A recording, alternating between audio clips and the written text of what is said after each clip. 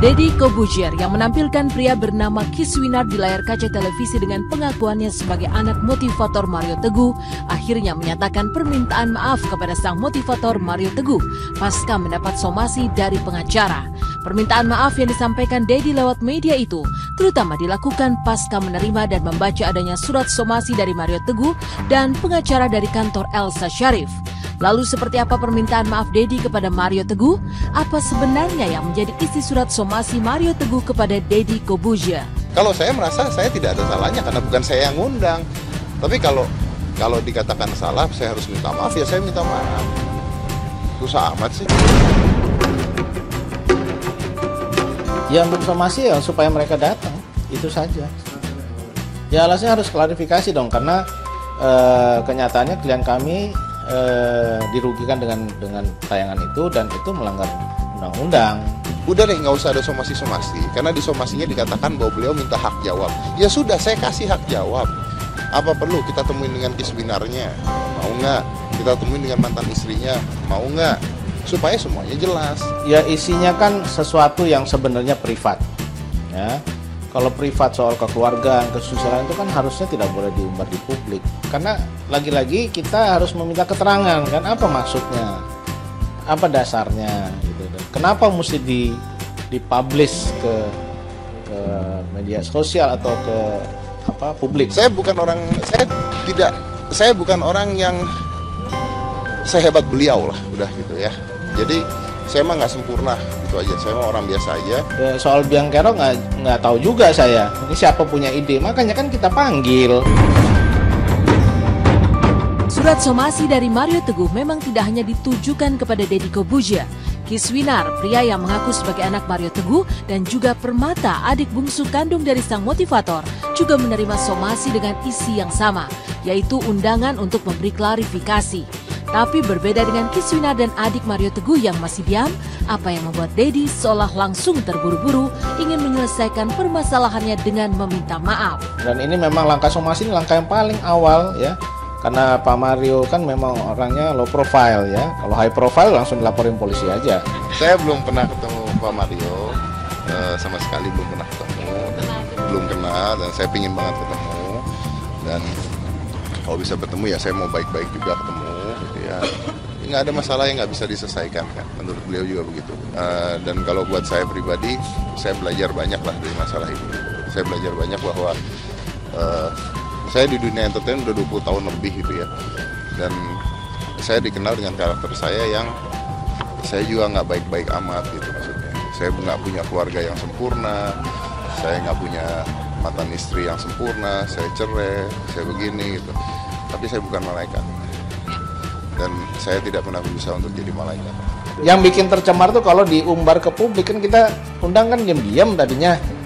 Tiba-tiba direspon media sosial jadi terpublikasi.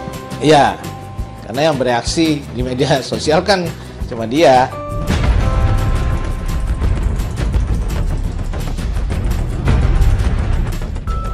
Sementara itu meskipun telah melayangkan surat somasi kepada Kiswinar dan sang adik kandung, semua seolah belum menjawab permasalahan yang sebenarnya, yakni tes DNA. Lalu mengapa Kiswinar seolah menghindar dari tes DNA? Benarkah semua jawaban hanya ada pada ibunda Kiswinar yang mengetahui apa yang sesungguhnya terjadi? 22 tahun kami menikah, saya dengan Ibu Lina, menahan supaya ini tidak keluar. Kiswinar, yuk hubungi saya, yuk kita tes DNA. Untuk menaruh masalah ini segera di belakang kita supaya kita segera move on. Kita tes DNA sebagaimana yang saya sudah minta lebih dari hampir seperempat abad yang lalu. Untuk menentukan parenthood atau menentukan orang tua, memang tes DNA adalah tes yang paling akurat. Untuk keperluan legal atau untuk keperluan hukum, jelas syaratnya adalah harus diajukan oleh pihak yang berwenang. Kalau dalam hal ini adalah kepolisian. Kemudian tes juga harus dilakukan atas persetujuan kedua pihak yang akan diuji, yaitu dari tersangka ayah atau tersangka ibu. Tes DNA tidak boleh dilakukan atas dasar paksaan, kecuali permintaan dari kepolisian. Lihat Kiswinar, karena kamu cerita sebagai anak yang ditelantarkan padahal kamu sudah 31 tahun, terpaksa saya membuat klarifikasi bahwa saya tahu kamu bukan anak saya dari ibumu. Ada seorang laki-laki menelpon saya dan Ibu Lina meminta maaf karena dia mau naik haji.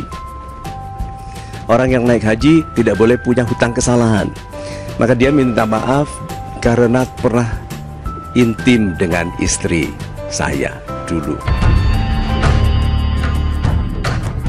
Tetapi dia bercerita tentang 3 hal yang membuat saya yakin ini dia harus diberitahu oleh orang yang sangat dekat.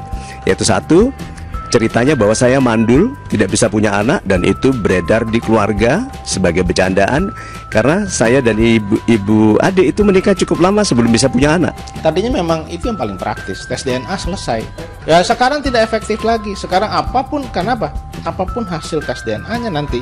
Misalnya ini benar anaknya Pak Mario misalnya.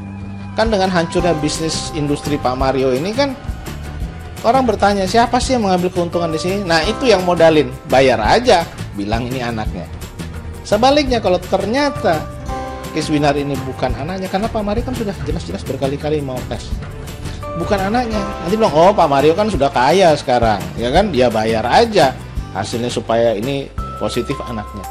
Berbeda dengan kasus Dedi yang disomasi Mario Teguh, Sepun telah melayangkan surat somasi kepada Kiswinar dan sang adik kandung, semua seolah belum menjawab permasalahan yang sebenarnya, yakni tes DNA. Lalu mengapa Kiswinar seolah menghindar dari tes DNA? Benarkah semua jawaban hanya ada pada ibunda Kiswinar yang mengetahui apa yang sesungguhnya terjadi? 22 tahun kami menikah, saya dengan Ibu Lina, menahan supaya ini tidak keluar. Kiswinar, yuk hubungi saya, yuk kita tes DNA untuk menaruh masalah ini segera di belakang kita supaya bisa segera move on. Kita tes DNA sebagaimana yang saya sudah minta lebih dari hampir 1/4 abad yang lalu. Untuk menentukan parenthood atau menentukan orang tua, memang tes DNA adalah tes yang paling akurat untuk keperluan legal atau untuk keperluan hukum. Jelas syaratnya adalah harus diajukan oleh pihak yang berwenang. Kalau dalam hal ini adalah kepolisian. Kemudian tes juga harus dilakukan atas persetujuan kedua pihak yang akan diuji, yaitu dari tersangka ayah atau tersangka ibu. Tes DNA tidak boleh dilakukan atas dasar paksaan, kecuali permintaan dari kepolisian. Lihat Kiswinar, karena kamu cerita sebagai anak yang ditelantarkan padahal kamu sudah 31 tahun, terpaksa saya membuat klarifikasi bahwa saya tahu kamu bukan anak saya dari ibumu. Ada seorang laki-laki menelpon saya dan Ibu Lina meminta maaf karena dia mau naik haji. Orang yang naik haji tidak boleh punya hutang kesalahan. Maka dia minta maaf karena pernah intim dengan istri saya dulu. Tetapi dia bercerita tentang 3 hal yang membuat saya yakin ini dia harus diberitahu oleh orang yang sangat dekat.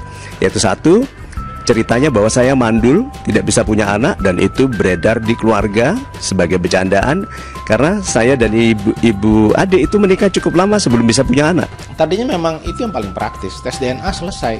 Ya sekarang tidak efektif lagi. Sekarang apapun, kenapa? Apapun hasil tes DNA-nya nanti.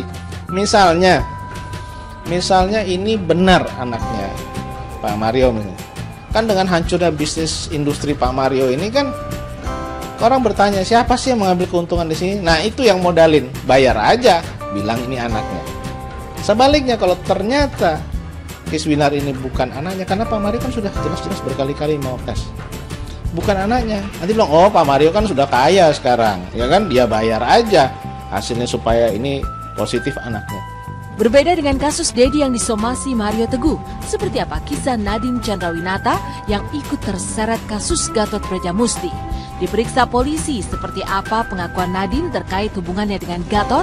Lalu benarkah hingga kini jumlah korban yang mengaku mendapat dugaan tindakan asusila bertambah hingga telah melewati 100 orang termasuk anak di bawah umur? Simak hanya di Intens setelah jeda.